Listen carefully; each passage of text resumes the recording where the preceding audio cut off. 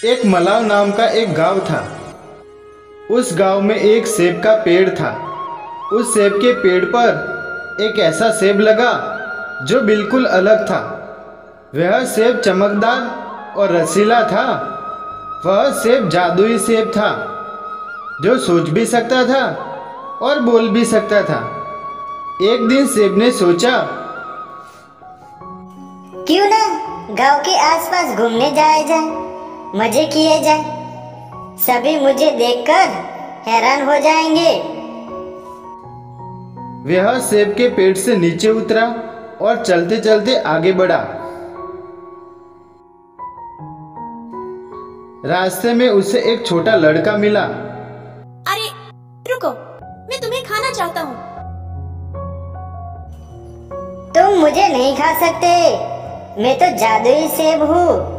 मैं आगे आगे भागूंगा, तुम कैसे मुझको खाओगे? यह बोलकर सेब तेजी से दौड़ने लगा।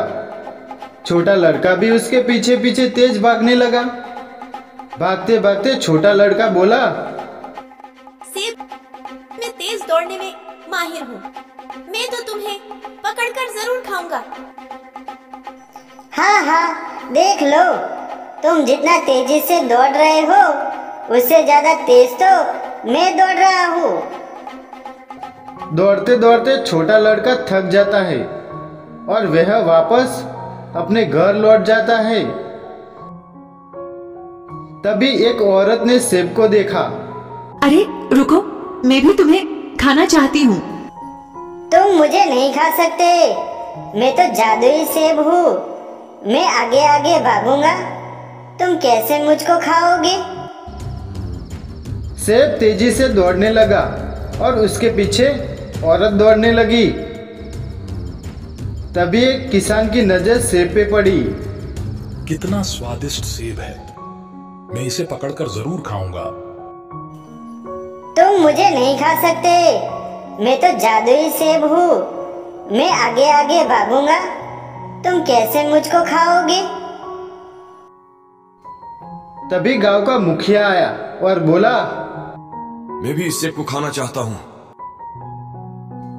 सेब आगे आगे भागने लगा और उसके पीछे औरत और उसके पीछे किसान और किसान के पीछे मुखिया।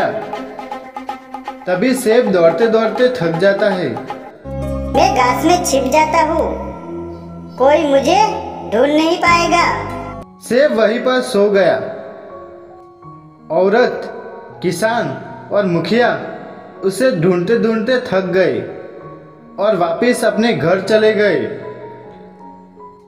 सेब वही कुछ दिन तक वहां पड़ा रहा और एक दिन सूख के सड़ गया और उसमें कीड़े भी लग गए। अब वो सोचने लगा, काश मैं किसी का स्वादिष्ट भोजन होता। आज मेरे घमंड ने मुझे नष्ट कर दिया। अब तो वो किसी के खाने के लायक नहीं रहा। वह मन ही मन बहुत पछताया। अपने घमंड के कारण वो वहीं पे नष्ट हो गया। तो बच्चों, क्या समझे इस कहानी से? अपनी सुंदरता का घमंड करना बुरी बात है। एक घने जंगल में बहुत ही बड़ा एक सेब का पेड़ था। उस सेब के पेड़ पर काफी ज्यादा सेब भी लगा हुआ था। वो सेब का पेड़ बहुत ही ज्यादा खुश था क्योंकि गांव के सभी बच्चे उस सेब के पेड़ के सेब तोड़कर खाया करते थे। उसी सेब के पेड़ के पास एक नीम का पेड़ भी था। नीम के पेड़ के फल बहुत ही कड़वे थे, वो खाने के बिल्कुल काम नहीं आते थे। इसीलिए सेब के पेड़ को अपने आप पर बहुत गर्व और घमंड था। सुनिए, सेब के पेड़, आजकल आपने बात करनी ही बंद कर दी है। क्या बताऊं, मैं तुम जैसा बेकार तो नहीं बैठा रहता ना। मेरे पास मीठे मीठे फल है जिन्हें खाने के लिए बहुत सारे लोग आते रहते हैं। तो मेरे पास तुमसे बात करने का वक्त ही कहा। ठीक है, अगर तुम्हें मुझसे बात करना अच्छा नहीं लगता तो छोड़ दो। तुमने सच कहा है, मैं एक बहुत ही खास पेड़ हूँ। स्वादिष्ट फल देता हूँ। सब लोग मुझसे बहुत प्यार भी करते हैं, पर तुम्हारे पास क्या है? तुम जैसे लोगों से बात करके मैं अपना वक्त बिल्कुल बर्बाद नहीं करूँगा। अपने आप पर इतना गर्व मत करो। मैं कड़वा जरूर हूँ, पर मेरे फलों से बहुत सारी दवाइयाँ बनाई जाती है। और इतना ही नहीं, मेरे पत्तों में भी बहुत सारे अच्छे गुण हैं, जिससे लोगों को बहुत ज्यादा फायदा होता है। इसलिए मैं तुमसे बेहतर हूँ। ऐसा कुछ भी नहीं, मैंने वही कहा जो सच है। और वैसे भी ये बात सब जानते हैं। अब आप ही बताइए, हम में से कौन बेहतर है? इस तरह हर दिन नीम और सेब के पेड़ का झगड़ा होता था। रोज ना रोज उन दोनों में झगड़ा बढ़ता गया। दोनों अपनी अपनी तारीफ करने लगे कि मैं ज्यादा खास हूँ तो मैं ज्यादा खास हूँ। कुछ दिन गुजरने के बाद सेब के पेड़ के सारे फल गिरने लगे और उसके जड़ों में कीड़ा लग गया। उसकी वजह से सेब का पेड़ बहुत ही कमजोर हो गया। उसके पेड़ के सारे पत्ते टूटकर गिरने लगे। वो बहुत ही ज्यादा कमजोर हो गया। यह देखकर किसान ने नीम के बीजों को लेकर उनका आटा बनाकर हर दिन सेब के पेड़ के जड़ों में डाला करता था।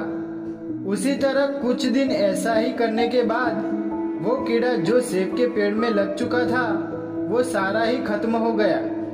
फिर कीड़े की समस्या दूर हो गई। सेब का पेड़ फिर से पहले की तरह खूबसूरत बन गया। फिर से फूल और फल देने लगा। फिर सेब के पेड़ को अपनी गलती का एहसास हो गया। उसने यह जान लिया कि अपने खूबियों को लेकर कभी भी घमंड नहीं करना चाहिए।